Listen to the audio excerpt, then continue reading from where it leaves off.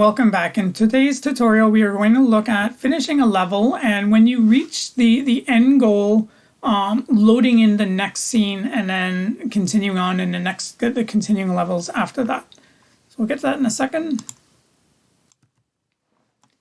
Okay, so what you're going to be adding is the flag here into your game. So in your assets, if you go down to your Pixel Adventure assets and where we had our characters and so on, if you go to items and then checkpoints, and then I believe this is the checkpoint, and yeah, so you have 3 here.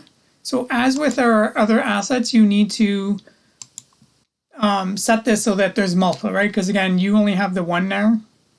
So it's 1 image, and the flag waving or moving is 1 image, right? So it has all of the images in there. So multiple 16, point no filter, apply it, and then go to the sprite editor, and you need to slice it.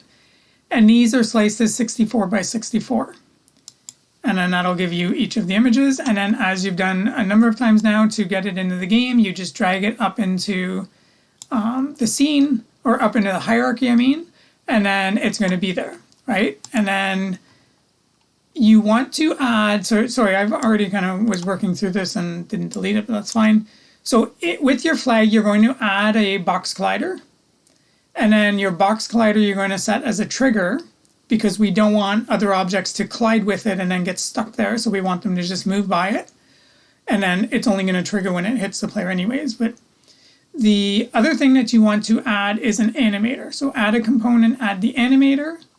And then we're going to get it, because currently if we push play the flag, this is all it's going to do, right? It's going to look, it's just going to sit there and be a flag that's not moving. So with your finished flag selected, go to the animation, create an animation, and then we are going to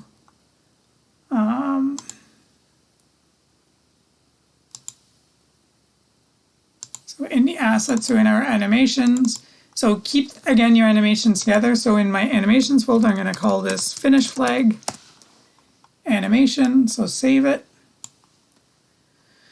And then as you've done with your other animations, you select all of the images for that flag animation, drag it down. And if we push play just the way it is, it's waving. Actually, it almost looks okay. I'm going to move them so they're separated a little bit, so it's not moving as fast. Let's try that. And actually, I'm going to leave it like that. So that looks good for me. And that's it, right? So that sets the animation. Again, as with our other, with the mushroom, for example, we don't have to set any of the booleans or anything like that because we only have the 1 animation. Again, if we did similar to the rock head where we had the idle, or the rock head, just, I could have called it idle, and then when it falls and flattens, you have those transitions. But in this case, we don't, because we're just letting the flag wave in the air. So that's it for that. Now we want to create, actually, I think before we do the script for this, we also want to, so what we want to happen is when you hit the flag, a game view canvas pops up, right? So similar to kind of this here, right? This is going to pop up, but it's going to be slightly different. So we're going to create a new empty object. So create an empty object. We're going to call it finish.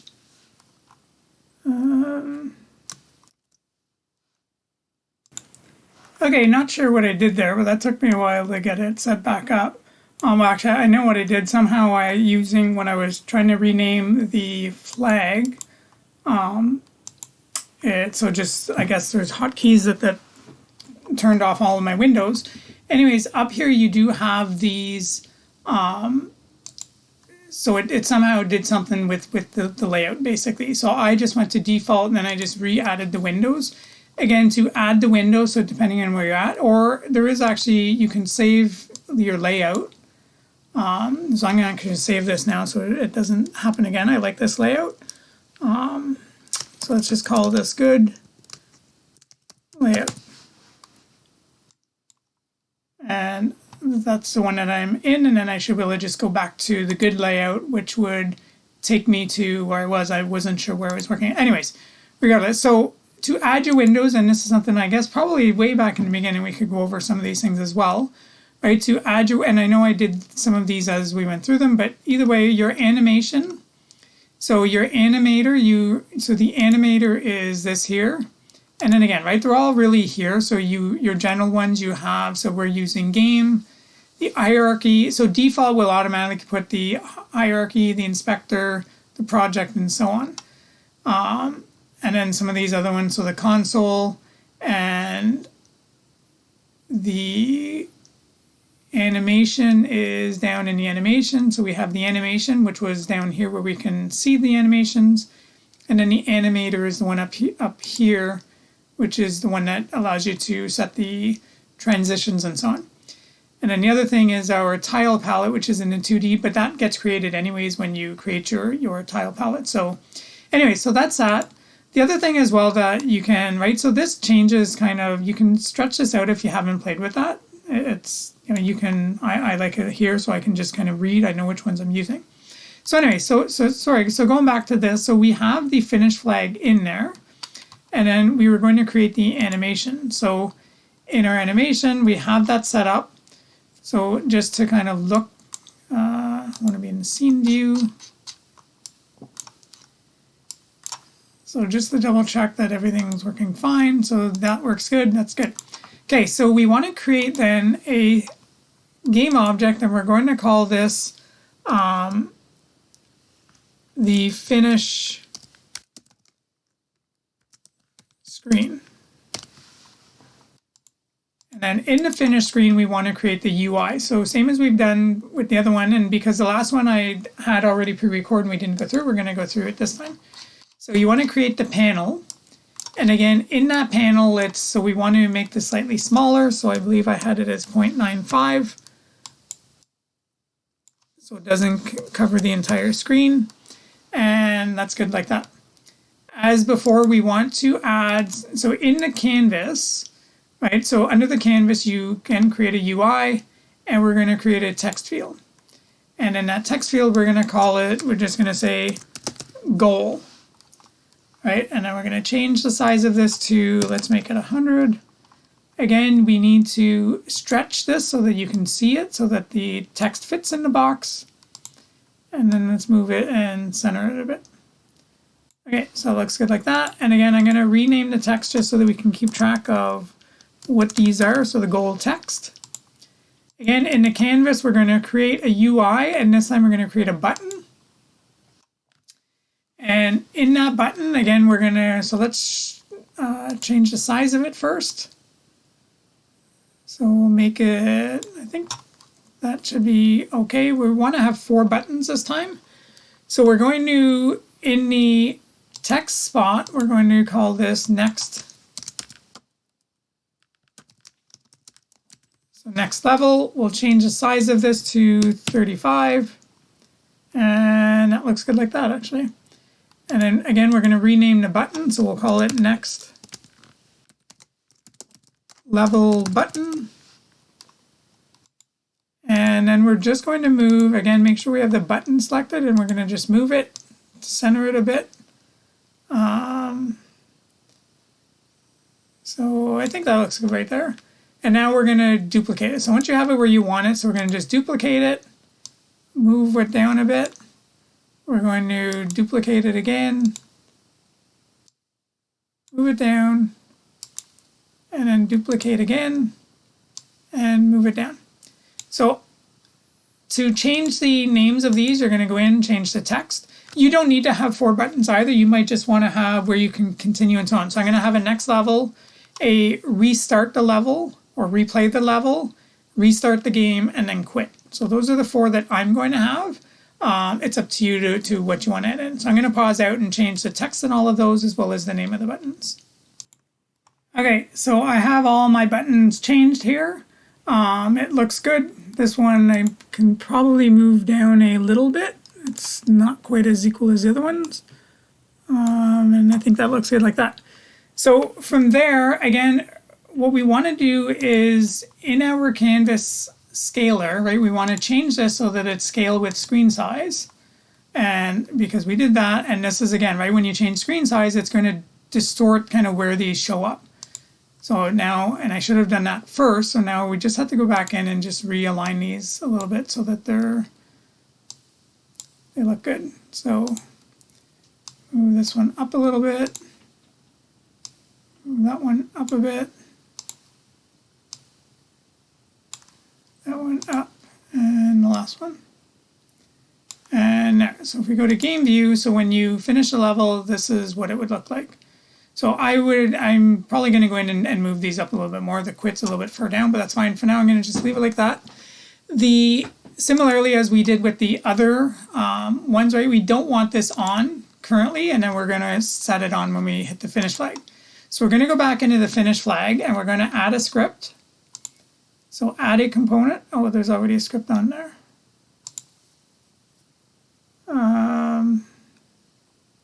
Oh, I know why, because I had deleted these, and then when it froze, I had to reset it and so on. Anyways, that's fine.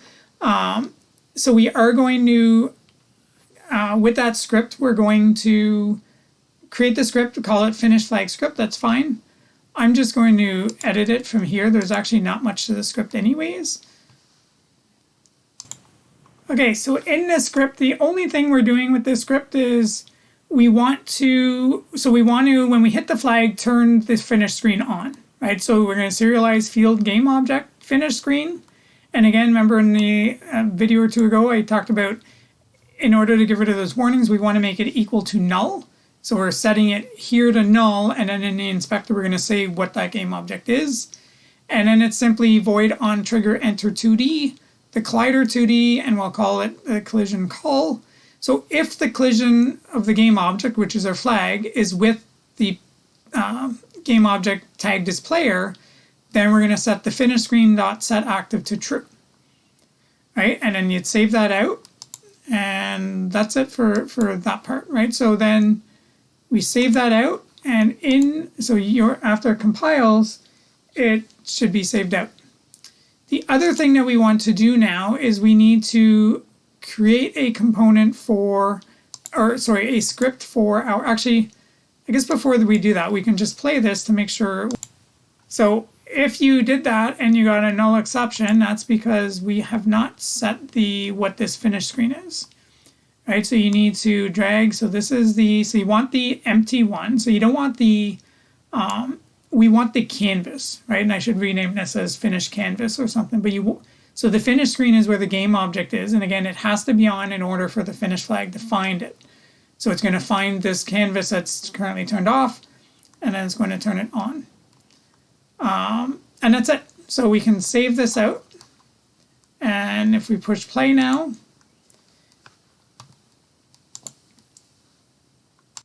okay, so when we get to the end of the level, right, so our escape button, so our pause menu works, freezes it, right, that works like that. So when we hit the flag, again, the things are moving, so we're going to want to pause that, and currently none of these buttons work, right, because we haven't set them. So right now you'd be kind of stuck, other than you can say restart game and then take it back to here.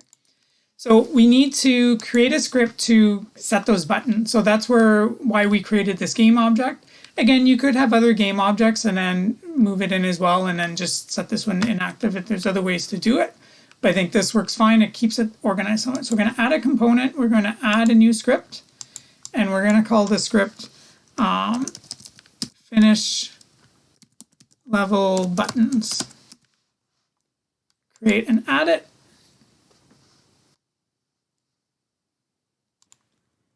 Okay, so in this script, we are going to be we're not going to be using, I'll leave them for now. I don't believe we're going to need the start or the update, but we can just move down a bit. So again, this is really just for setting those buttons.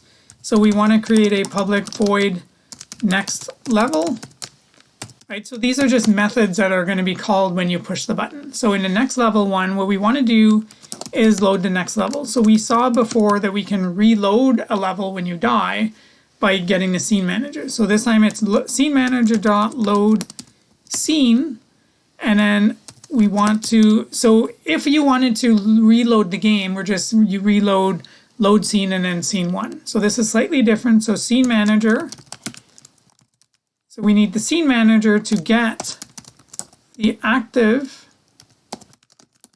scene, and then you simply go build index plus 1. Right, so what's going to happen is the scene manager is going to load a scene, And the scene it loads is, so it's going to get the active scene, and then it's going to load in the build index +1. So the next scene essentially that we have in the build index, which we'll go over in a second what that means. And then we also have a public, so a public void, and we have replay level. Put our braces in. And this time, so I'm going to just copy this down because it's more or less the same. So Control copy, paste that in. So it's a scene manager load scene. And then we want the scene manager to get the active scene. But this time you just simply type dot name. Right? So it's going to get the active scene name. So whatever the current active scene is, that's the one it's going to reload. And then we have the public void restart game. And then in the restart game, again, so we're going to load scene, but this time we are simply loading, what scene are we loading, right? In this, we just put in quotes. So scene 1. So this would work if you have a game where, so I'm thinking of games that, you can finish a level, and currently we're not setting up a save system, so it'd be hard to do it that way. However, you could still have little tabs that open different scenes, and then when you push it, you might want to load scene 8 or 5 or 2 or whatever. But for now, it's restart game, load scene 1. And then lastly, we have the public void quit. And again, it's application dot quit. And that's it. So that sets up our buttons so we can save this.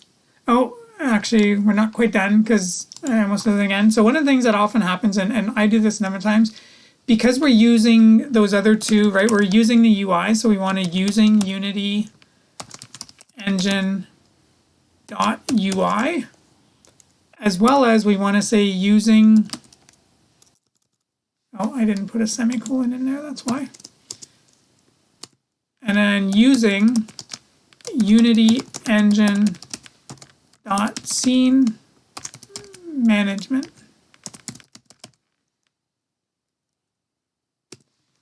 And that's it. So that sets it up. Actually, I don't think the UI, not sure if you need it, but that's fine. We'll just put it in anyways. So we'll save that. And then we're going to go into our buttons. So as we've done before, right? So let it compile. And then we want to drag the game object that has those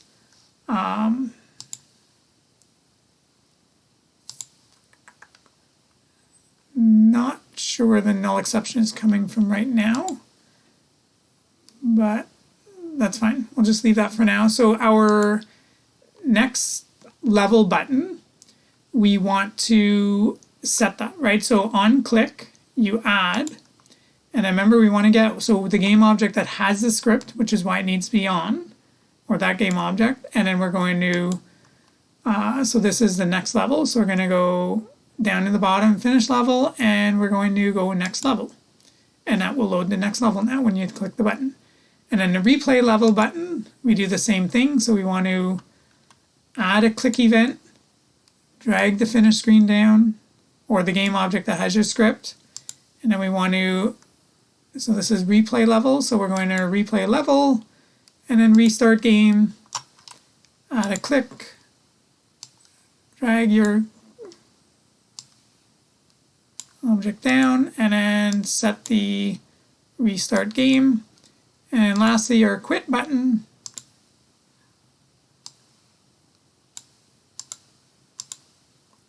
And set it to quit. And that's good. So we're pretty much done now.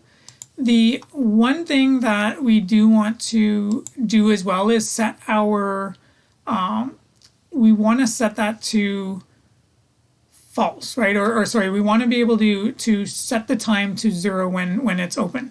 So we're going to use our player script because that's where we have the other one set anyways, and do it in the player script for the there. So we're going to edit script, and this is where, so these are those couple of things that I had commented out before. So you're going to create a serialized field game object finish screen, again, set it equal to null.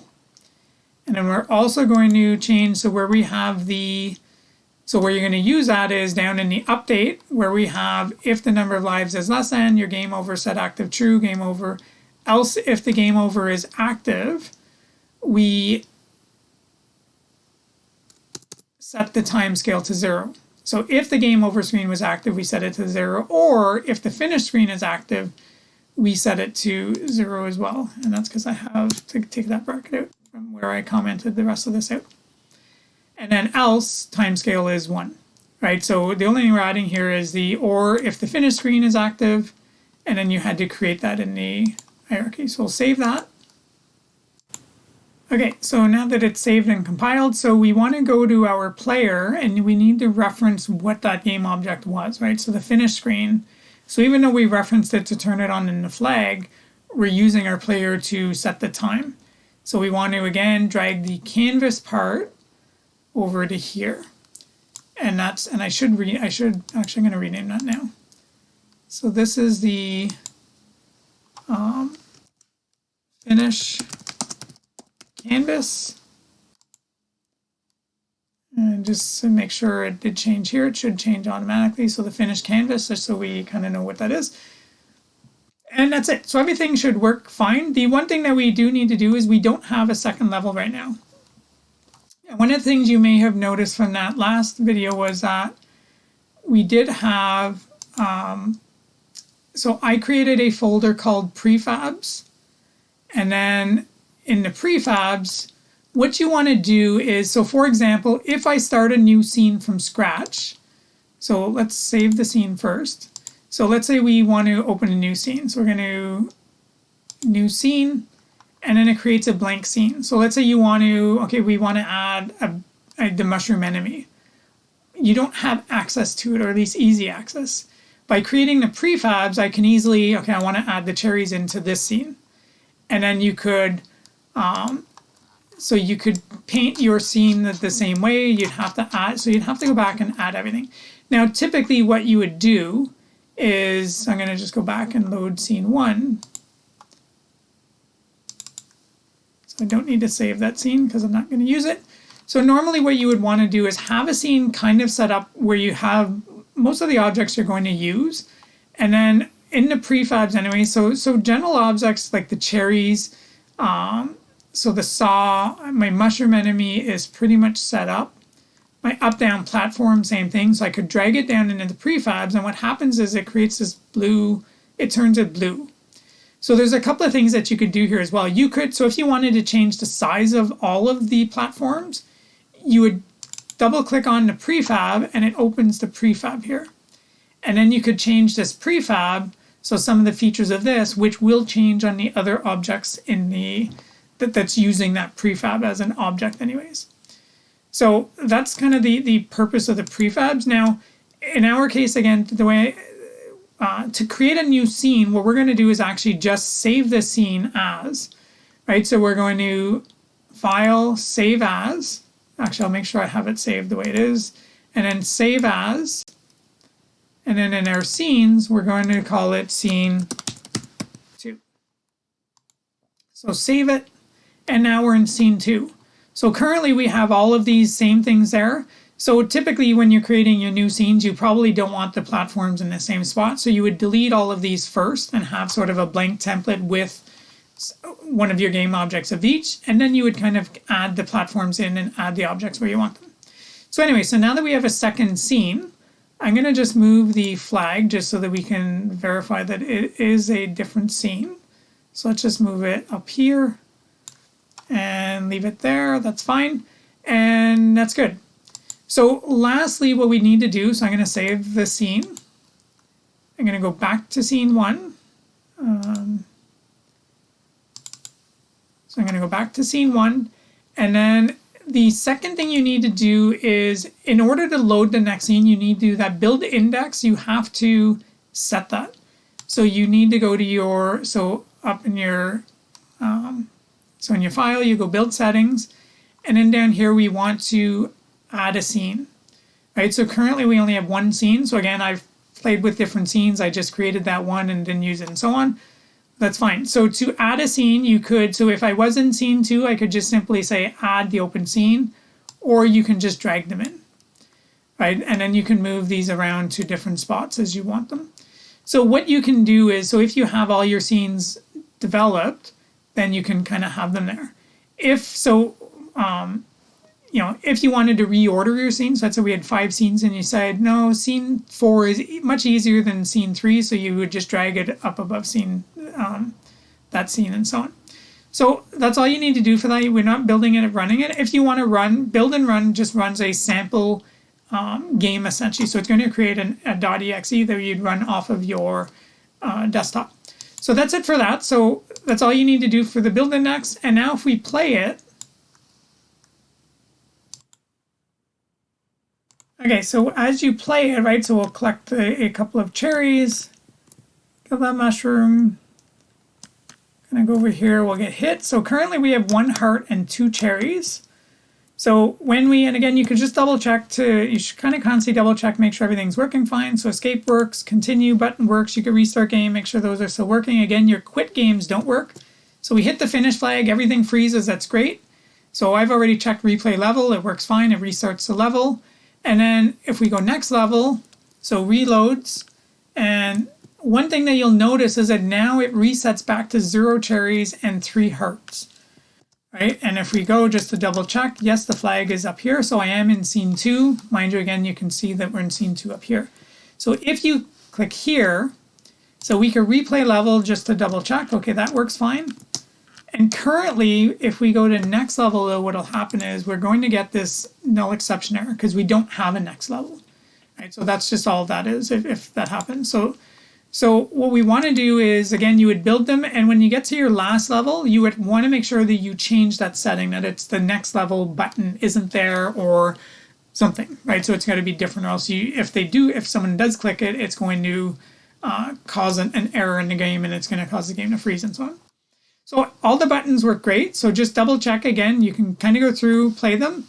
The last couple of things that we're going to add, well, actually, there's one more thing that we will definitely add is the what's called a don't destroy unload, which is we're going to create an instance of our stats, and then those stats will carry over. So when you do play and you have 6 lives and 18 cherries, in the next level you still have 18 cherries and so on. That you're not going to reset back to no cherries and 3 hearts and everything like that. So that's it for this video. Take care, and I'll see you in the next video.